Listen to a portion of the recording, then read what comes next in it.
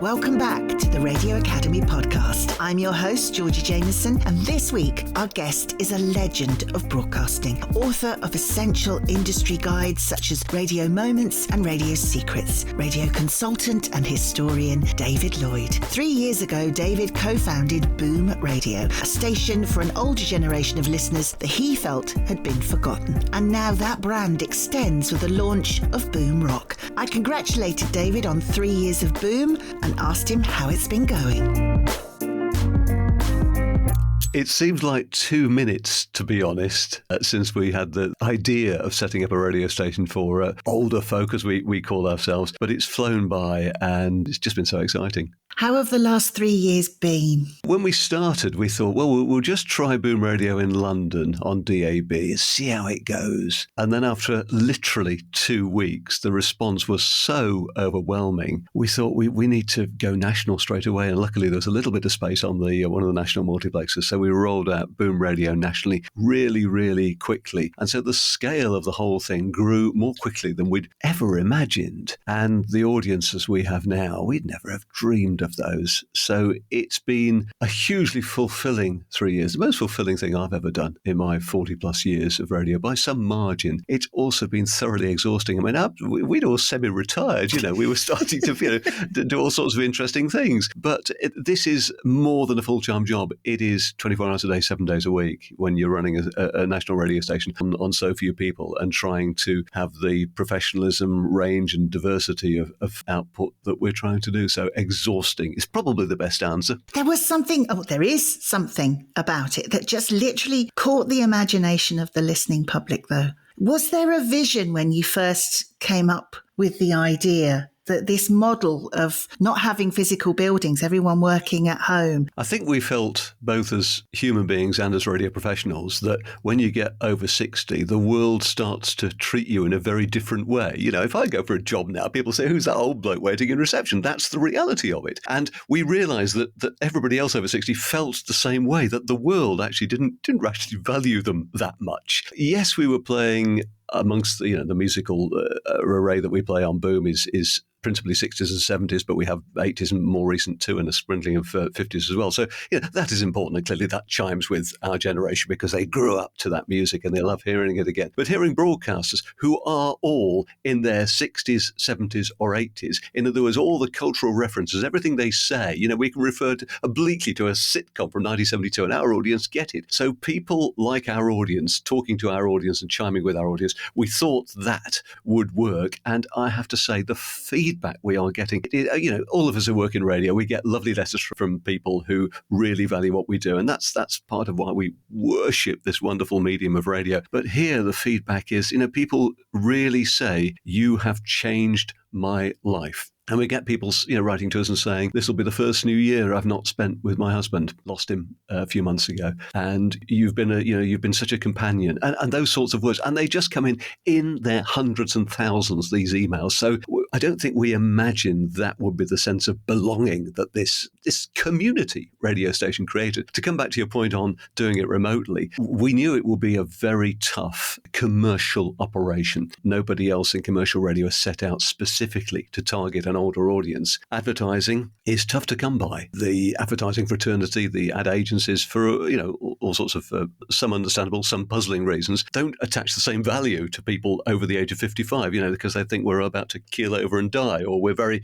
cheap to buy on other media, or we've made our mind up about every brand we're ever likely to buy. All these misconceptions. So we knew it would be taxing to make a business out of this, and certainly in the early days, we had to watch every penny that we were spending. And the only way we can do this is not having a lovely head office anywhere, by doing it from our homes. And with today's technology, you can do that really easily. But I think it's enabled us to get broadcasters who probably don't want to traipse into London every day, who do want to pop upstairs and do it. But it also adds to the intimacy when listeners think that the big names who were once on Radio 1 and Radio 2 are speaking to them, very personally now from the attic at the same sort of age they are, living the same sort of life that they've lived. That intimacy, I think, has added to the station rather than taken away from it. I think we have more stationality than many radio stations in buildings where all the presenters just wander in and fall out.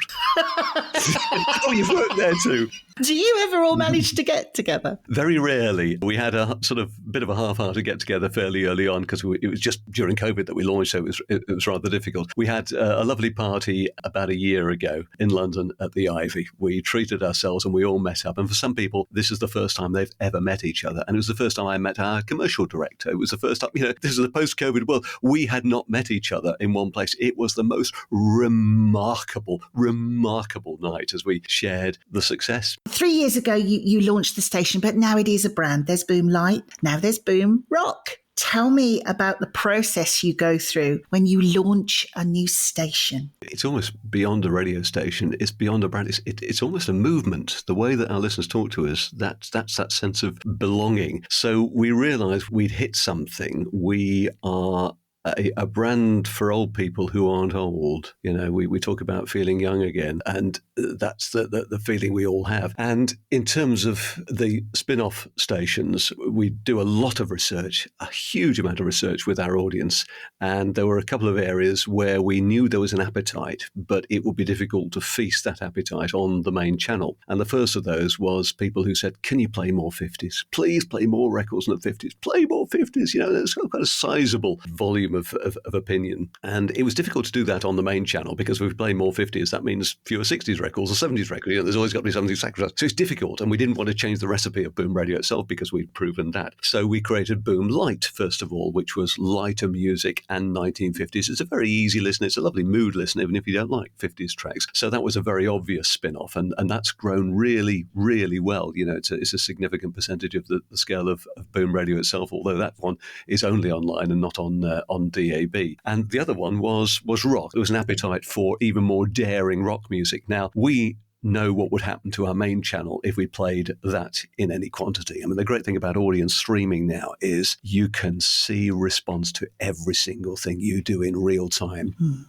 You know if a program junction doesn't work. You know if a presenter works or doesn't work. You know if a record doesn't chime. You can see it. You know what the graph should look like. And unless there's something else happening in the world or a competitor's doing something else, it's your fault or your evidence of your brilliance. So, we knew where we could take risks and where we couldn't. And there was a lot of rock repertoire, which we couldn't play too frequently or in such depth on the main channel. So Boom Rock was the second spin-off, which launched on our third birthday, and that's made a really good start already. It's a significant proportion of Boom Light's size, even though it's 18 months behind.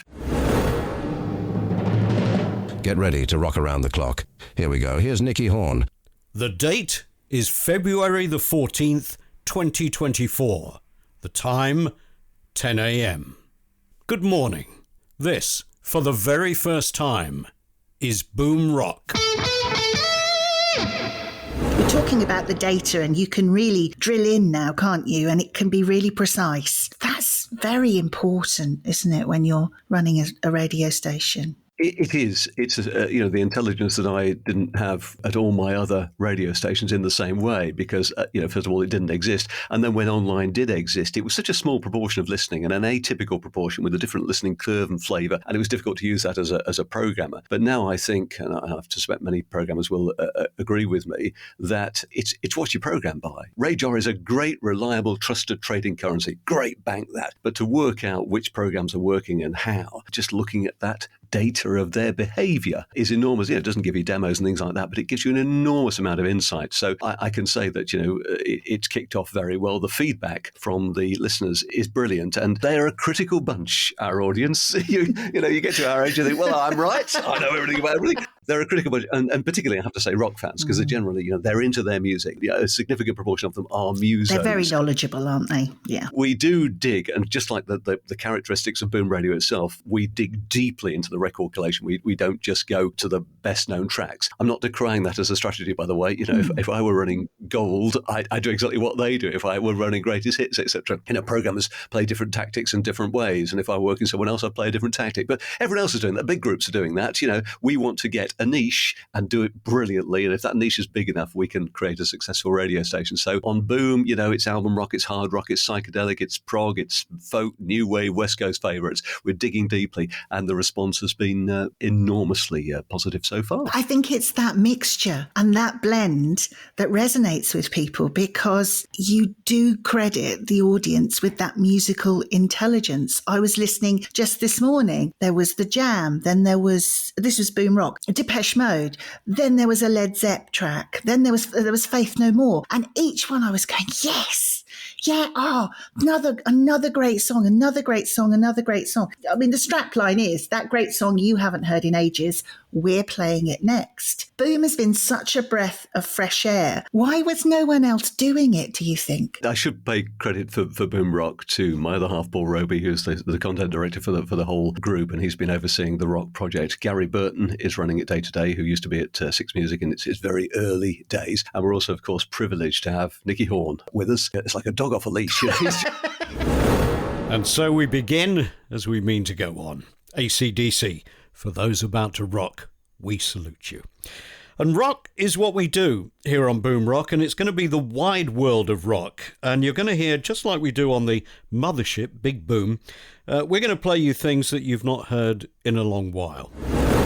He's a happy man, isn't he? Yeah, he's a very happy man. So, Nicky has been, one of the influencers in creating Boom Rock. And Roger Day, of course, who was out there playing the album tracks in the 60s, on the pirate ships, he's with us as well. So what a great team. But why is no one else doing it? Well, we know as programmers, to attract the biggest audience, you should play the hits and play them frequently enough so that your listeners, when they come through the door for the first time, they hear those hits. That's a thoroughly sound strategy. And as I say, running a different radio station, I do that. You market it like hell, and you create very, very successful radio stations. But there are some listeners who actually think, I just want something a little bit spicier, a little bit different, a bit more surprise. It's not the biggest market, but it's big enough for us. We like to give the impression we're playing, pardon my phrase, any old rubbish. We don't care. We're just regular.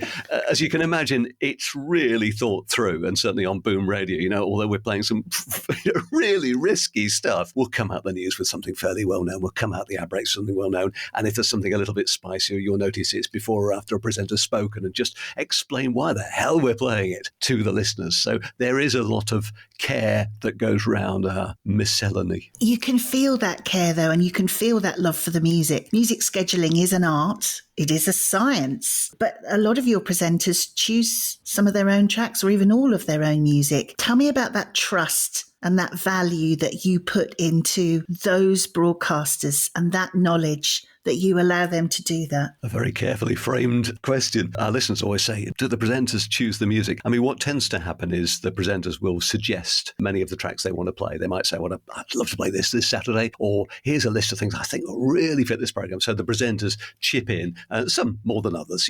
Some are really, really interested and want to contribute a lot. And we build the programs around those. So obviously then Paul or Gary in the case of Rock, or Derek in the case of Light, will build the program round the presenter. I mean, when Paul does Nicky Horn's program, he will take all Nicky's choices and he will schedule material around with Nicky Horn in mind. So, you won't get suddenly the Dooleys popping up. I might play the Dooleys, but Nicky Horn wouldn't. So the whole thing is framed with him in mind, even though he doesn't choose every track. And Nicky will look at it, and then there'll be discussion often after we've put the log together. So there's dialogue between them. And I think, give presenters enough trust, and so long as they feel they are valued and we have faith in what they say. If they just think we're good old-fashioned programmers saying, no, we know best, we wouldn't have a very fruitful dialogue. But I think there is trust between the presenters and Paul, who puts the music together, and therefore it's a very constructive dialogue.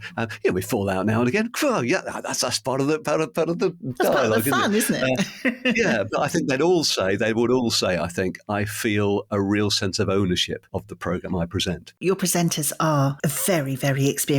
You have some great names, and they have that knowledge. And I feel so much when I listen to Boom that there is a respect for that knowledge of radio, of broadcasting, and of music. Yeah, that's right. I mean, if you hear Graham's music choices in the morning, who likes, the close harmonies of the 50s and 60s, if you listen to David Hamilton, who enjoys the pop and the fluff of the 70s, and then you've got Nicky with rock, and you've got Roger Day, with his pirate influences, they've all got different repertoires that they're most familiar with. And the great thing is they introduce us to new tracks. Nicky will say, here's a track, and we'll listen to that. Wow, okay, we're going to spin that actually across the station because that is so good. And we play some new music as well. And, when we started, we did get some listeners harumphing, saying, I thought you were for boomers. That's not a boomer record. No, just trying to get away from that radio too. And we would say, we're a radio station talking to people like us to think that no new music can ever be released that was as good as, it's a pretty depressing thought. Yeah. So we do serve it up with good reasons. We mix that in as well. But as you say, it's the strength of the broadcasters and their knowledge, which is the reason that Boom Radio is successful. And you'll notice, we do give them license to talk a bit more than other radio stations. And again, they do what they do for brilliant reasons. And I do it too. But what we do is something a bit different. You mentioned Nicky there. You mentioned Gary and Roger Day. They are the three names currently on Boom Rock. Is there plans to expand, get more presenters onto that branch of Boom? Yes,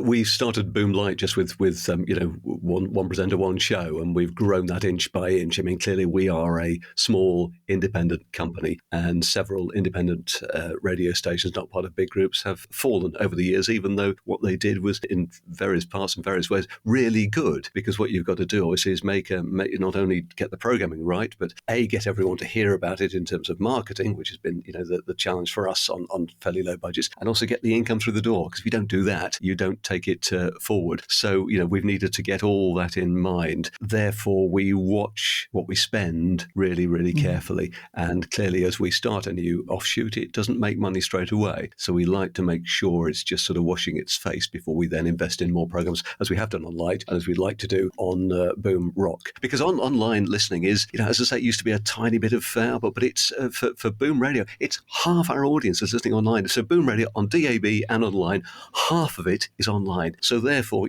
nowadays, an online radio station, well marketed, done well, is starting to be a standalone force. And the same thing happened, years ago. We had DAB. You couldn't make a radio station work on DAB only. Remember those days? In fact, going back further, you couldn't make a radio station work on FM only. If you go back to the 60s, when BBC Local Radio opened on FM and then realised it had to have AM backup. So gradually, these platforms become dominant, and online now has reached. There's no doubt now, online has reached that tipping point. It's interesting you say that, actually, because even as a radio person, there are radios in the house, but I don't listen through the radio anymore. My house is covered in smart speakers, so I just can call up anything. And to me, that's the radio. I don't care whether it's FM, DAB or just online. That's audio to me, that's sound, and that's how I access it. It's really interesting that you should say that and that you've tapped into that. And there is this perception that older people don't go online, that they don't use online, but that quite clearly isn't the case. We've had to help our audience find us. I mean, one of the most common queries we get is, how do I listen? What numbers? What frequencies? And we have to gently say, you don't need to. And they get,